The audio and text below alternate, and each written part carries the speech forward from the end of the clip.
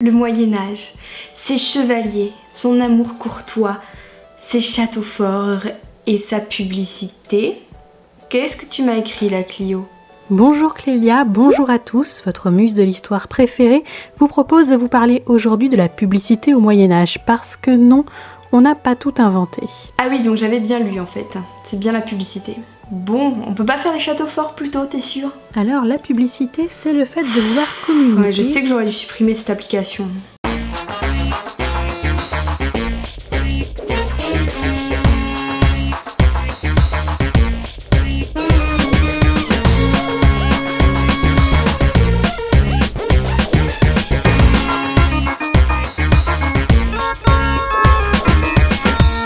Vous l'avez compris, aujourd'hui Clio s'est transformée en agence de pub, mais version Moyen-Âge.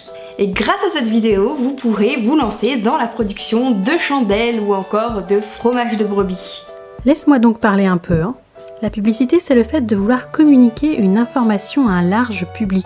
Du coup, la publicité peut être pour des raisons commerciales. Donc par exemple, vous donner envie de manger et d'acheter du fromage de brebis. Mais aussi pour des raisons politiques, administratives ou encore religieuses. Donc ça peut être par exemple pour annoncer à la population la mort d'un roi, une guerre, une fête publique ou encore tout simplement les décisions de justice. Aujourd'hui, tout ça, c'est facile. On apprend même des choses qu'on ne veut pas forcément savoir. Mais au Moyen-Âge, il y a plusieurs petits problèmes. Figure-toi, Clélia, qu'il n'y a pas de médias de masse. Les journaux n'existent pas, et Twitter non plus. Et puis, de toute façon, la majorité de la population ne sait pas lire. Bon alors, Clio, comment on s'y prenait pour faire sa pub au Moyen-Âge ? Conseil numéro 1, ayez une bonne voix. Et oui, parce qu'en fait, le principal moyen, c'est de faire des annonces en les criant dans les rues des villes. Ça permet de toucher à la fois les citadins, mais aussi les paysans qui viennent vendre leurs productions dans les rues des villes. Alors évidemment, je pense que vous vous en doutez, mais les annonces sont faites là où il y a du monde. Oui, donc il faut plutôt privilégier les carrefours, la place du marché. Et quant aux horaires, tout bêtement quand les gens ne travaillent pas, soit le matin, souvent à partir de 6h, le midi pendant la pause du repas, et jusque très tard dans la nuit, et tant pis pour ceux qui essayent de dormir. Et s'il faut retenir une chose, c'est que le monde médiéval est très bruyant. Pour faire cette publicité commerciale, il y a deux types de crieurs, ceux qui sont fixes, donc qui se tiennent devant les boutiques pour donner envie aux gens de rentrer dans la boutique, et ceux qui vont se déplacer dans les rues. Et donc le but est d'éviter de payer la taxe sur les étals du marché.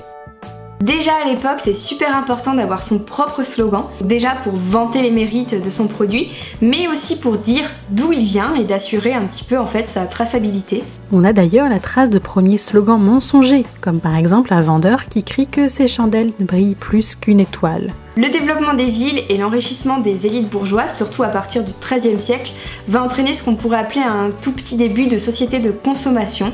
Un certain Guillaume de la Villeneuve, dans son poème L'écrit de Paris, écrit qu'il y a tant à vendre qu'il ne peut s'empêcher d'acheter. Déjà à l'époque, les publicitaires arrivent à nous vendre n'importe quoi et même à vendre des choses dont on n'a pas forcément besoin. Conseil numéro 1 bis, si vous n'avez pas une bonne voix, louez-en une.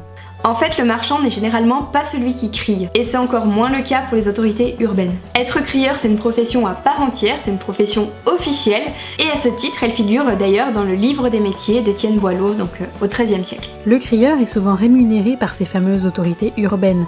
Sa présence permet aux gens de pouvoir d'occuper l'espace public et d'y signaler leur présence. C'est donc essentiel. Et il y avait même des amendes pour ceux qui osaient parler en même temps que le crieur public. Et comment ça marche ça en fait, Clio ? Eh bien, le oyez oyez des films n'est pas un mythe. Le crieur commence par attirer l'attention de son public grâce à des instruments comme le cor ou le tambour. Généralement, c'était un porte-enseigne ou un sonneur de cor qui s'en chargeait. L'enseigne permet de savoir d'où vient l'information. Une fois que le public est rassemblé et que son attention est fixée sur le crieur, il va pouvoir commencer sa lecture des informations. De temps en temps, il y a même le sonneur de cor qui va intervenir, histoire de réveiller un petit peu l'assistance. Et quand les nouvelles sont désagréables, il y a des officiers municipaux qui vont s'assurer que le crieur ne se fasse pas lyncher. Évidemment, on crie dans la langue du pays.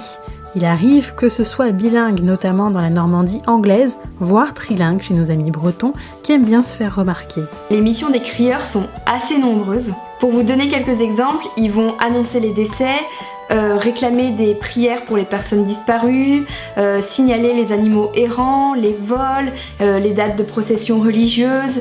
Ils vont signaler s'il y a de nouveaux impôts, s'il y a une guerre évidemment.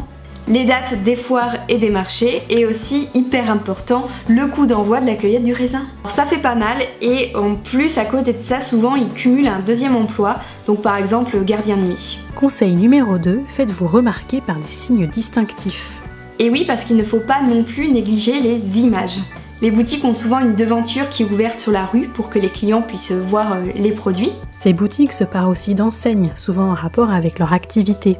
Les tavernes sont signalées par des signes, parce que le signe a un grand coup qui rappelle le fait de boire. Les auberges ont une lune qui rappelle bien évidemment le sommeil tranquille. Mais à la campagne c'est un peu plus compliqué, tout simplement parce qu'on passe pas forcément devant l'auberge. Pour se faire remarquer de loin, les aubergistes utilisent des cloches qui attirent les passants qui les entendent.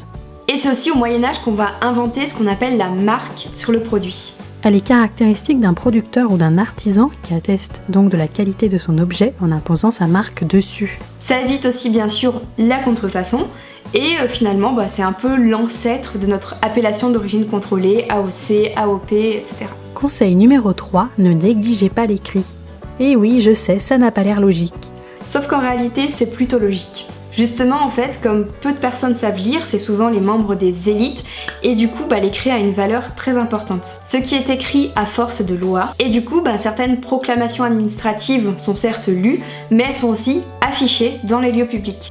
Et on va prendre l'habitude de cumuler l'image et l'écrit, surtout parce que vers 1500, de plus en plus de personnes sont alphabétisées.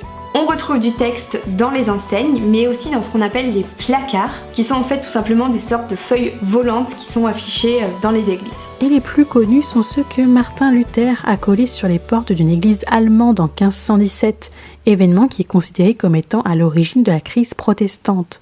Rien que ça. Et à part les marchands, qui fait sa pub au Moyen-Âge ?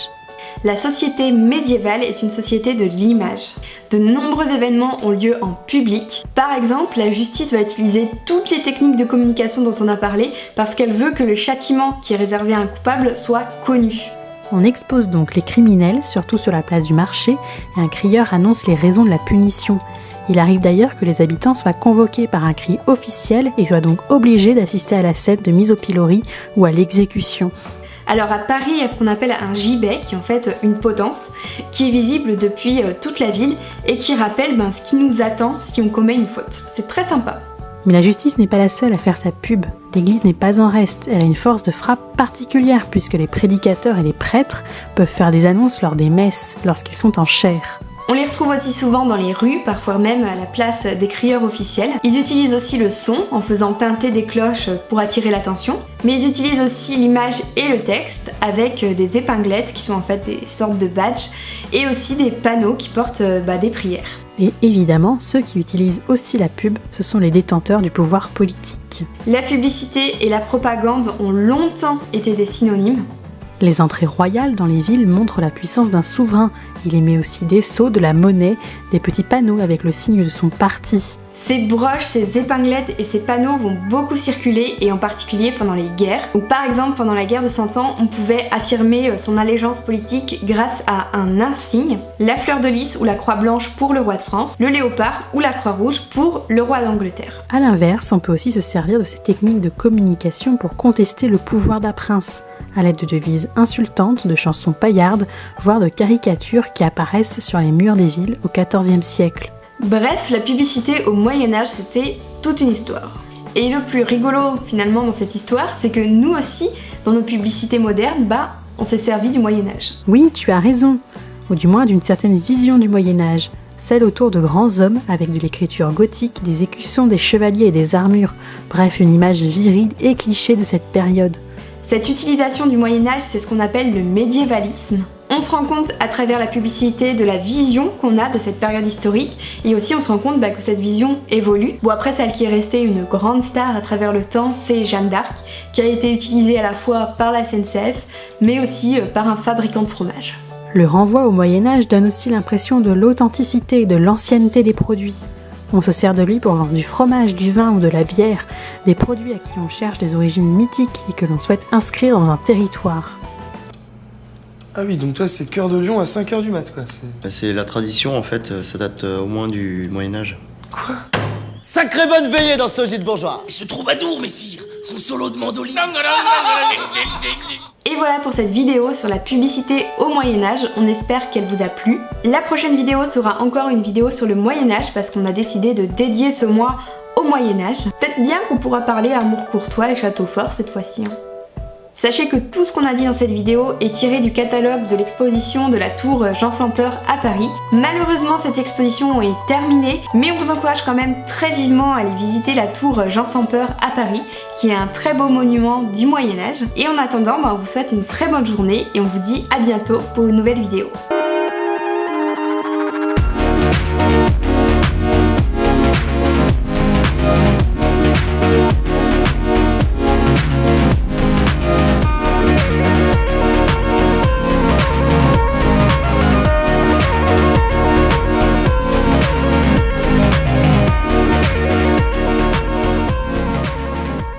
Abonne-toi pour ne manquer aucune de mes vidéos. Et c'est nos vidéos. Tu peux aussi me suivre, enfin nous suivre sur les réseaux sociaux. Tout est en barre d'infos. Et puis surtout, si tu as des questions ou des idées de vidéos, mets en commentaire, je te répondrai personnellement, c'est promis.